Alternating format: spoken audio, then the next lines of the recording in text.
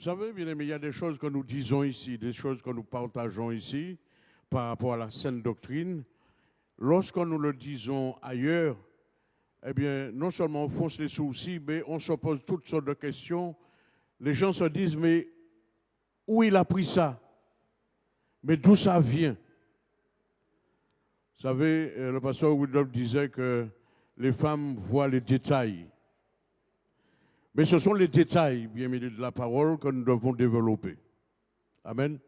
Ce qui est considéré comme imperceptible, ce qui est spirituel, c'est ce que nous devons développer parce que c'est ce qui a de la valeur. Amen, bien-aimés. Le titre du message ce matin ne sont pas tellement longs, bien-aimés, mais nous verrons ensemble trois points de la parole par rapport à l'esprit. Nous allons voir ce matin les actions cachées du Saint-Esprit. Les actions cachées du Saint-Esprit. Nous nous rappelons, bien-aimés, dans Jérémie, le chapitre 29, le verset 11, il est écrit que Dieu a formé sur nous des plans, des projets. Amen. Dieu a formé sur nous des projets de paix et non de malheur. Amen. Amen, bien-aimés. Peut-être qu'il n'avait pas besoin d'ajouter de malheur, mais pour que nous puissions bien comprendre ce que c'est que la paix. Dieu a fait sur nous des projets de paix afin de nous donner un avenir et de l'espérance. Ça veut dire quoi, bien-aimés? Que si le Seigneur n'avait pas usé d'amour envers nous, malgré notre mauvaise nature, si le Seigneur n'avait pas usé d'amour envers nous, nous n'aurions pas connu ce que c'est que la paix. Nous n'aurions jamais été en paix, ni les uns avec les autres, ni avec le Seigneur. Amen, bien-aimés. Amen. Et ça se situe, cette paix se trouve dans ces projets que le Seigneur a formés sur nous. Ce ne sont pas des projets que le Seigneur a formés lorsque nous avons décidé de lui donner notre vie. Amen. Ce sont des projets que le Seigneur a formés avant même la fondation du monde. L'amour que le Seigneur nous manifeste, bien-aimés, ce n'est pas un amour qui date d'hier ni d'avant-hier. L'amour que le Seigneur nous témoigne date d'avant même notre naissance, d'avant même la fondation du monde. Amen. Amen, bien-aimés. Et vous savez, ce qui est extraordinaire, c'est que le Seigneur ne nous a jamais demandé d'accomplir une œuvre. Il ne nous a jamais demandé d'accomplir une œuvre sans qu'il ne s'engage pas lui-même dans l'œuvre afin de l'accomplir. Amen, bien-aimés. Nous accomplissons des œuvres et nous glorifions bien souvent de ce que ces œuvres sont accomplies parce que nous avons vu que la Bible dit qu'il faut faire ça, il faut faire ceci, il faut faire cela, il faut faire ceci et cela. Mais la Bible dit que notre salut n'est pas par rapport aux œuvres. Amen, bien-aimés. Notre salut n'est pas par rapport à ce que nous faisons, ce que nous estimons qui est bon de faire. Notre salut n'est pas par rapport à notre conception.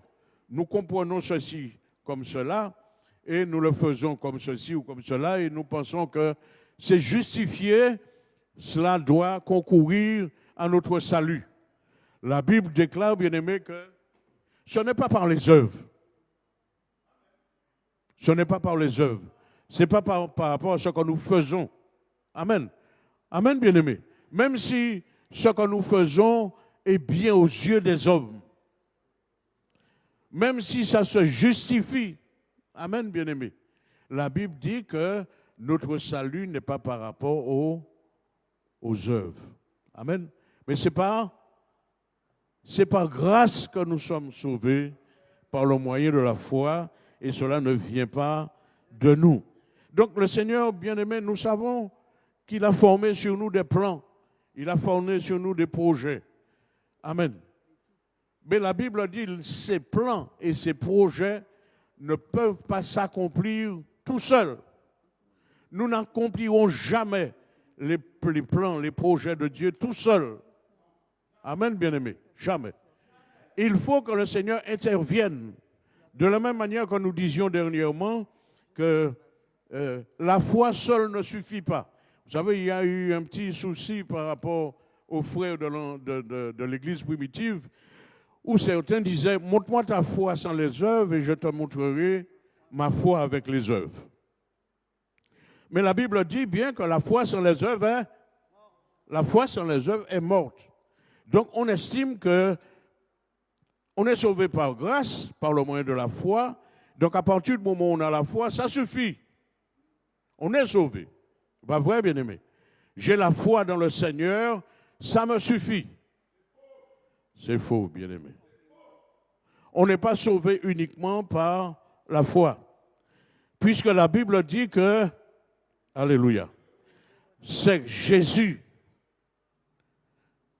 qui est le consommateur de la foi. Amen.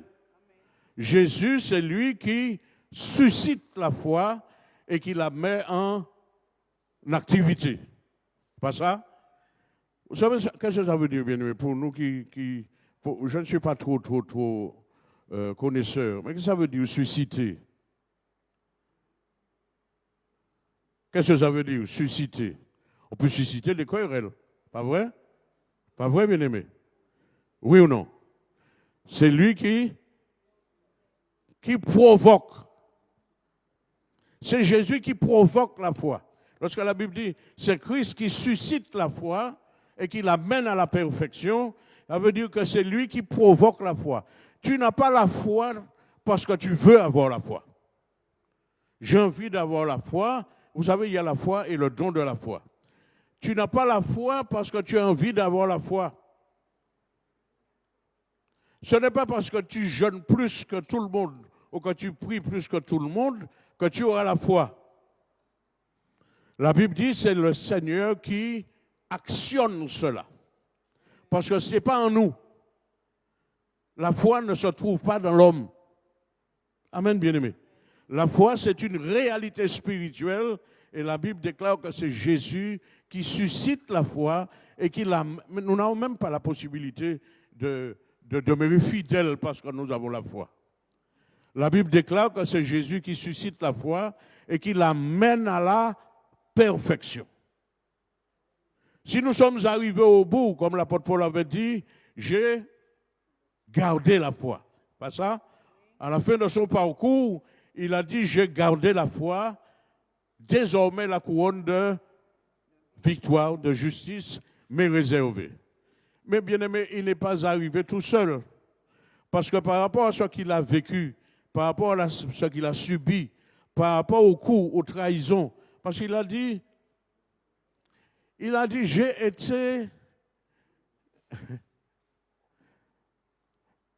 j'ai été mis à mort par les frères et les faux frères. Il n'a pas dit ça, bien aimé. J'étais en péril, c'est pas ça? C'est mis à mort. J'étais en péril avec les faux frères. Amen. Ceux qu'il croyait être frères et qui en réalité ne l'étaient pas. Donc il a tout subi pour arriver à là où il est arrivé pour dire j'ai combattu le bon combat, j'ai gardé la foi. Mais bien aimé, il n'est pas arrivé là tout seul. Ce n'est pas parce qu'il a accepté tout ça qu'il est arrivé là. Déjà, il n'aurait jamais pu accepter ce qu'il a accepté, vivre ce qu'il a vécu, sans la force du Seigneur, sans la puissance du Saint-Esprit. Amen. Amen, bien-aimé. Il a été porté par l'Esprit. C'est ça, bien-aimé. L'apôtre Paul a été, comme tous les apôtres, ils ont été portés par le Saint-Esprit afin d'arriver à la perfection. Aujourd'hui, beaucoup d'hommes et de femmes croient qu'ils peuvent arriver tout seuls. Ce n'est pas vrai. Nous n'arriverons jamais seuls. Amen. C'est pour cela que le Seigneur ne nous donne pas, bien-aimés, ne nous donne pas des œuvres à accomplir, des projets. Il a fait pour nous, sur nous des projets, mais il ne donne pas des choses à accomplir sans lui. Il est dans l'affaire. Et il ne lâche pas l'affaire. Amen, bien-aimé. Le pasteur disait il y a un instant qu'il faut que nous soyons éprouvés pour que l'on puisse constater la conversion. Et c'est vrai. Si on n'est pas éprouvé, parce que la Bible dit l'épreuve de la foi produit la patience. L'épreuve selon Dieu produit la patience. Amen, bien-aimé. Amen. Et cette patience conduit à l'espérance. Cette espérance conduit à la persévérance. Et cette persévérance nous donne la victoire dans l'épreuve. Amen. Donc nous n'arriverons pas, nous n'arriverons jamais tout seuls. Amen. Je disais, bien-aimé, je parlais des actions cachées du Saint-Esprit. Le 7e article du plan du salut, c'est la sanctification, la marche dans la sanctification.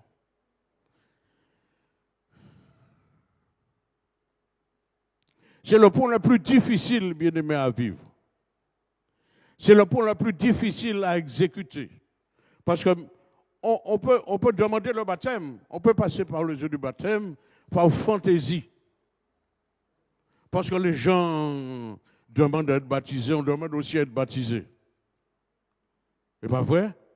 Mais ça a été le cas de Simon, bien-aimé. Il n'avait pas encore reçu l'Esprit, on va dire. Mais ce n'est pas parce qu'il n'avait pas encore reçu l'Esprit qu'il ne pouvait pas être sincère. Il pouvait être sincère. Il a demandé à passer par les eaux du baptême. Il avait brûlé tout ce qu'il avait et tout. Mais en réalité, son cœur n'était pas droit. Donc le baptême tout seul ne sauve pas. Amen. Que ce soit le baptême d'eau, le baptême du Saint-Esprit, la repentance, la confession, etc., ces choses-là ne suffisent pas seules pour le salut. Amen. Donc, je disais, la sanctification est le 7e article du plan du salut. C'est le plus difficile. Le plus difficile à mettre en pratique, bien aimé. Comment? Puisque la Bible dit, sans la paix avec tous. C'est ce qui est dit avant ou bien il est dit sans la sanctification? Qu'est-ce qu'il est dit en premier? Vous êtes sûr, bien-aimé? Sans la sanctification, hein? Alors on peut se dire, ça c'est mon affaire avec le Seigneur. Ça c'est mon affaire parce qu'il est dit sans la sanctification. Donc ce n'est pas un autre qui va m'aider à me sanctifier. Je travaille pour ma sanctification, je travaille pour mon salut. Mais tu n'es pas en paix avec personne. Tu vis dans le désordre avec tout le monde. L'amour du Seigneur ou l'amour du prochain, eh bien, ne se voit pas, ne se constate pas chez toi. Comment peux-tu te sanctifier?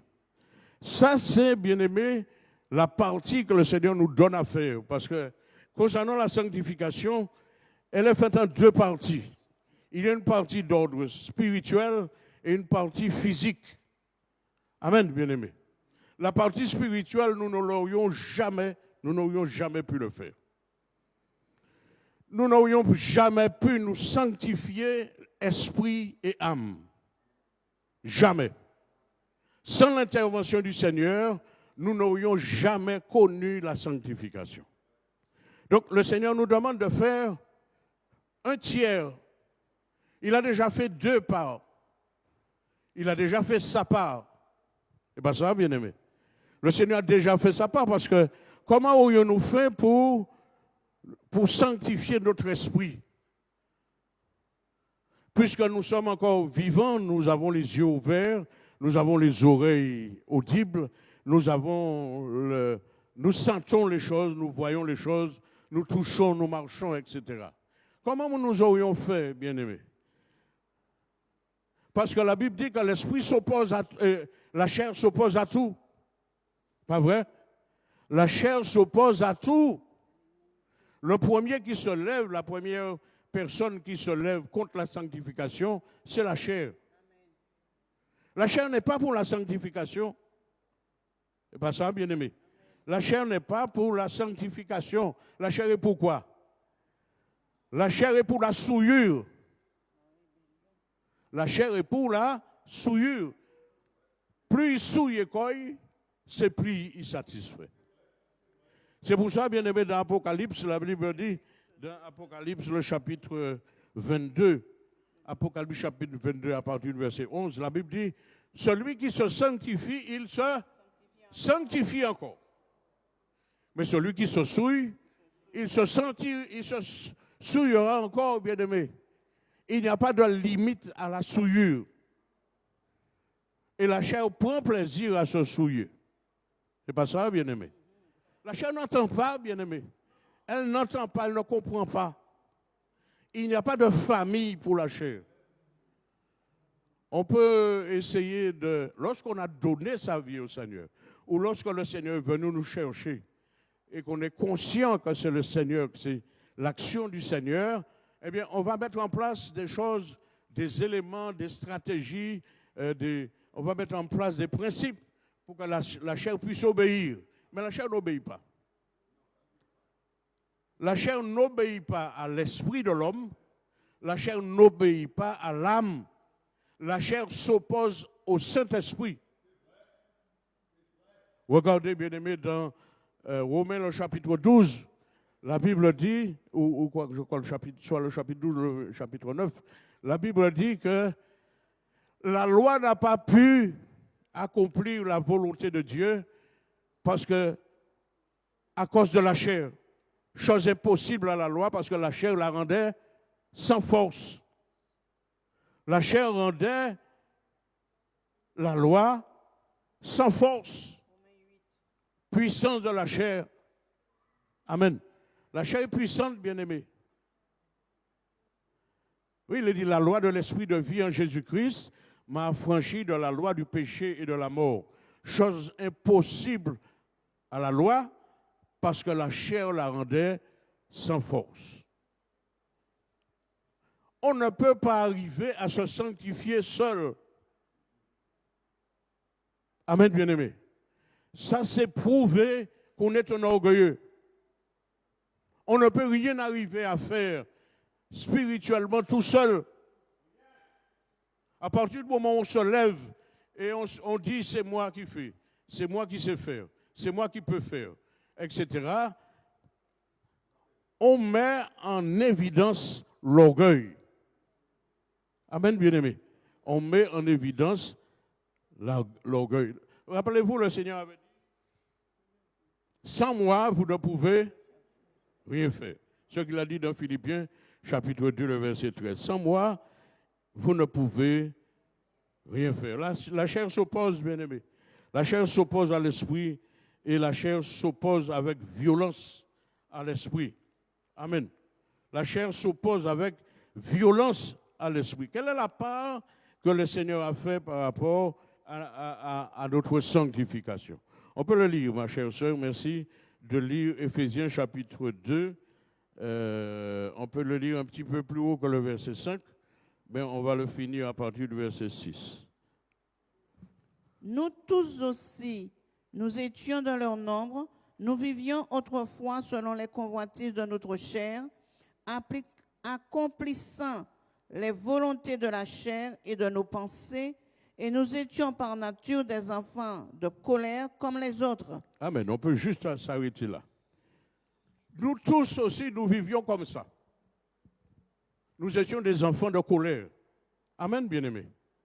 C'est simplement pour ne pas dire que nous étions des enfants des ténèbres. N'est-ce pas? Lorsque nous regardons dans l'Apocalypse, la Bible dit que nous ne sommes pas appelés à la colère.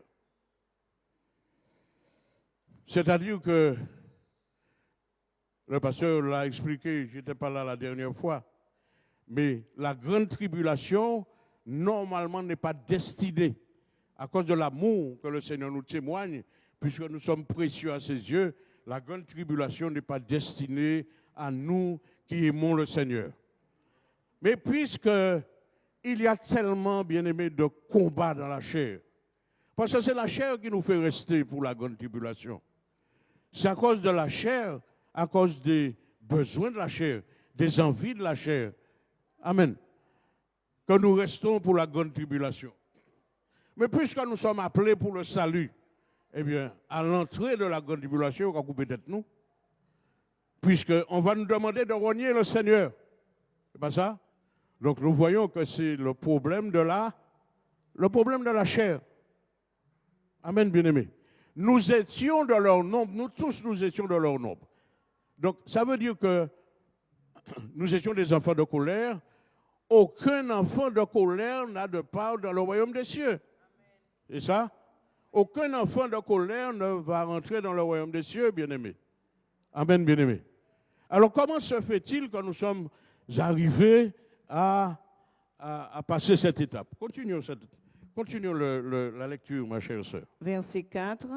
Mais Dieu, qui est riche en miséricorde, à cause du grand amour dont il nous a aimés, nous qui étions morts par nos offenses, nous a rendus à la vie avec Christ. C'est par grâce que vous êtes sauvés. Amen. Tu peux continuer. Verset 6. Il nous a ressuscités ensemble et nous a fait asseoir ensemble dans les lieux célestes en Jésus-Christ, afin de montrer dans les siècles à venir l'infinie richesse de sa grâce par sa bonté envers nous en Jésus-Christ. Amen. Amen. Nous aurions pu faire ça, bien-aimés. Nous aurions pu faire ça, oui ou non? Nous n'aurions jamais pu faire ça. Sans le sacrifice du Seigneur, nous ne serions pas assis là où nous sommes aujourd'hui. Parce que c'est vrai, nos yeux charnels font que nous nous voyons assis dans un bâtiment. Amen. Oui ou non? Amen. Nos yeux charnels font que nous nous voyons comme nous sommes, avec nos infirmités, nos défauts et tout. Mais la Bible déclare que normalement, spirituellement, nous sommes assis dans les lieux célestes en Christ. Ce n'est pas cette réalité physique. La chair est encore assise sur le banc, sur la terre. La chair n'est pas encore sur la terre, bien-aimé. La chair est toujours sur la terre. La chair est encore sur la terre. Et si c'était pour elle seule, elle demeurerait toujours sur la terre parce que la chair ne veut pas aller de l'autre côté. La chair ne veut pas aller au ciel lorsque les gens disent tout le monde veut aller au ciel. Mais ça, c'est la philosophie. Tout le monde veut aller au ciel, mais personne ne veut mourir. Pour aller au ciel, il faut mourir une première fois. Nous-mêmes, bien-aimés, nous avons connu, et ça, c'est les actions secrètes du Saint-Esprit. Il y a des actions que le Saint-Esprit fait, des actions qu'il fait que nous ne comprenons pas toujours, mais qui sont véritables.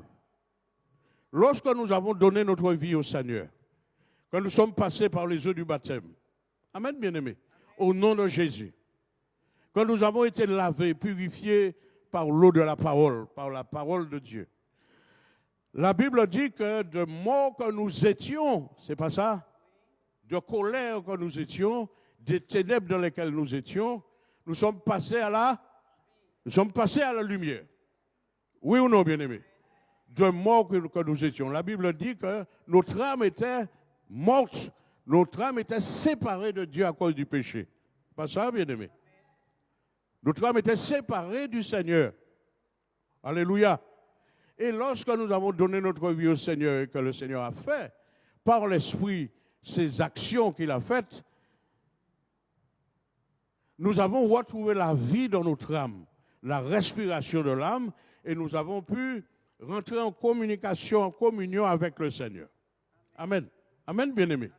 Et du même coup, dans le même temps, du même coup, notre esprit, puisque la Bible dit, bien-aimé, que l'esprit de l'homme ne connaît que les choses de l'homme qui sont en lui.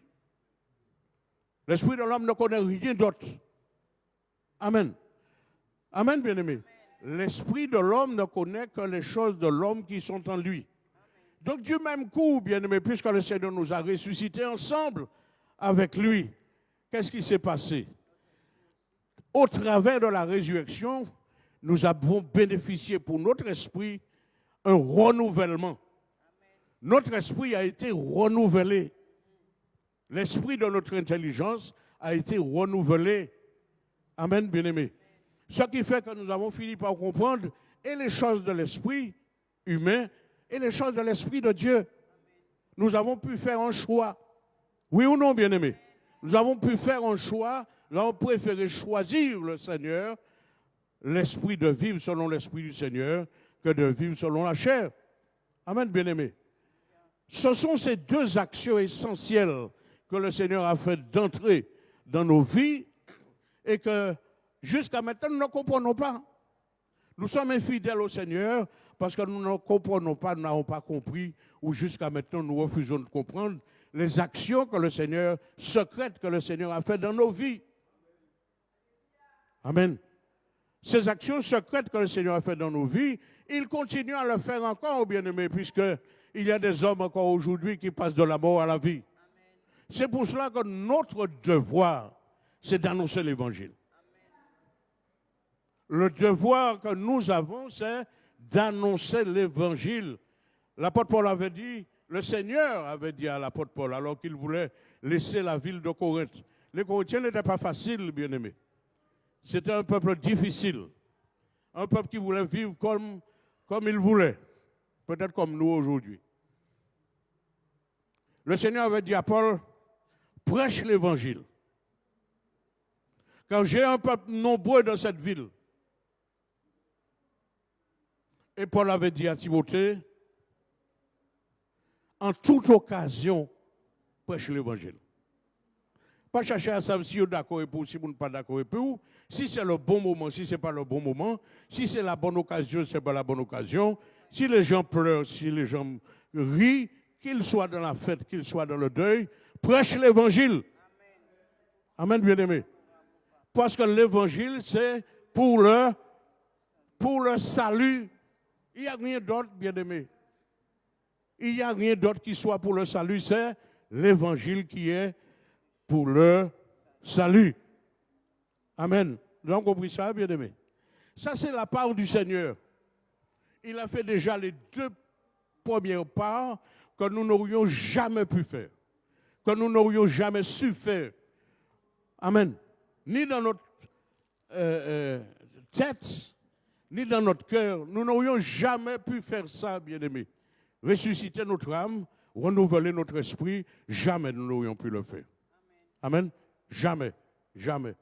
Alors, il reste une chose à faire.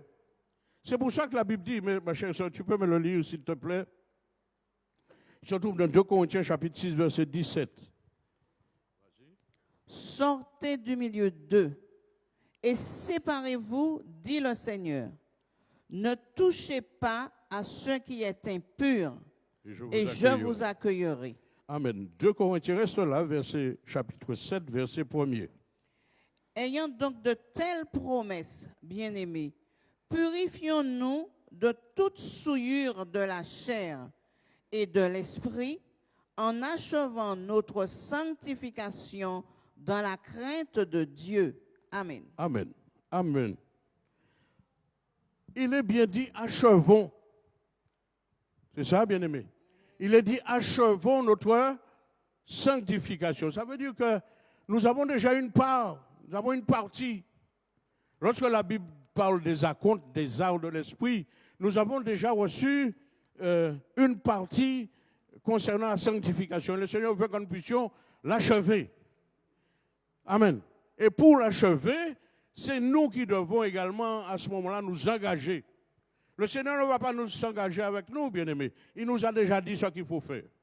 Amen. Vous vous rappelez ce que l'apôtre Paul avait dit quand il fallait achever sa sanctification? Il a dit, je traite durement mon corps et je le tiens assujetti. Ça, c'est notre part. Ne voulons pas faire souffrir la chair. Pas ça? On ne veut pas faire souffrir la chair, on veut toujours plaire à X ou à Y. Mais ce X et cet Y, bien aimé, souvent c'est un esprit démoniaque. Souvent c'est un esprit démoniaque parce que le Seigneur veut que nous puissions traiter durement la chair et de le tenir assujetti. La chair nous demande des choses que l'esprit ne nous demande pas. Amen, bien-aimé.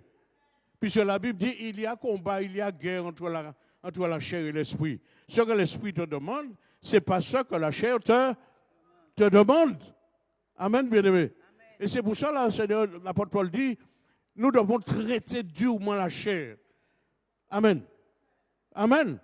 Il dit, je traite durement la chair et je le tiens assujetti, de peur qu'après avoir prêché aux autres, je ne sois moi-même rejeté. Je ne sois moi-même rejeté. Je disais, bien-aimé, j'ai eu l'occasion de le dire ici à plusieurs reprises, il n'y a pas de sanctification sans dépouillement. Ça n'existe pas. Ça n'existe pas, bien-aimé. Et ce n'est pas volontiers, ce n'est pas de manière volontaire que l'on va se dépouiller de la chair. Ce n'est pas parce qu'on a envie de se dépouiller qu'on se dépouille. N'est-ce pas, bien-aimé? Et lorsqu'on parle de se dépouiller, le Seigneur nous a créés d'une manière. Oui ou non? Le Seigneur nous a créés d'une manière et après qu'il nous a créés, il a regardé, il a dit tout est très bon. Il a dit tout est très bon. Pourquoi faut-il que nous ajoutions ce qui n'est pas bon? Tout ce que nous ajoutons à notre corps sera considéré comme souillure. Oui ou non, bien-aimé? Donc, quand on regarde bien, on peut décider de se sanctifier et puis on ne se dépouille pas. On n'a rien fait. On n'a rien fait, bien-aimé. On n'a rien fait. On croit avoir fait quelque chose, mais en réalité, on n'a rien fait. C'est pour ça que on va lire un dernier verset pour terminer, qui se trouve, c'est ce verset-là, on va le lire, qui se trouve dans 1 Thessaloniciens, le chapitre 4, le verset 7, où le Seigneur nous dit à quoi il nous a appelés. Le Seigneur nous dit à quoi il nous a appelés, bien-aimés. 1 Thessaloniciens 4, verset 7. Car Dieu ne nous a pas appelés à l'impureté, mais à la sanctification. Amen. Amen. Lorsqu'on se met à investir le corps de toutes sortes de choses que le corps n'avait pas à la naissance, qu'est-ce qu'on fait, bien-aimé? On s'embarrasse d'impureté. On s'embarrasse d'impureté. Vous savez, lorsqu'on a un problème au niveau du corps, eh bien, on prend toutes sortes de choses pour éliminer les impuretés. Et bien souvent, on va chez le médecin pour qu'il puisse nous donner ce qu'il faut pour se débarrasser des impuretés. Tout ce que le Seigneur n'a pas mis sur nous à la naissance sont considérés comme des impuretés. Et nous avons le devoir de nous organiser. C'est la seule et unique chose qui nous reste à faire. Débarrasse-toi des impuretés. Amen. Amen, bien-aimé. Alors on va dire qu'on a un ennemi qui nous empêche. On dit on a un ennemi, la chair, qui nous empêche. Mais il y a un autre ennemi. Mais le Seigneur nous donne un exemple. Il nous donne quelque chose à faire. Et j'ai terminé. 1 Corinthiens chapitre 1er, le verset 30. Or, c'est par lui que vous êtes en Jésus-Christ, lequel, de par Dieu, a été fait pour nous sagesse, justice et sanctification et rédemption. Amen. Nous avons tout en Christ, bien-aimés. Le pasteur disait il y a un instant, nous n'avons à avoir peur de quoi que ce soit parce que nous avons le Seigneur Jésus qui est le maître de tout, non seulement avec nous, mais en nous. Amen. Et la Bible dit qu'il a été fait pour nous sagesse, justice, sanctification et rédemption. Il a été fait tout pour nous. Amen. Amen, bien-aimé. Donc nous avons le devoir de bien comprendre les choses. Que le Seigneur nous garde, qu'il nous bénisse. À lui soit la gloire.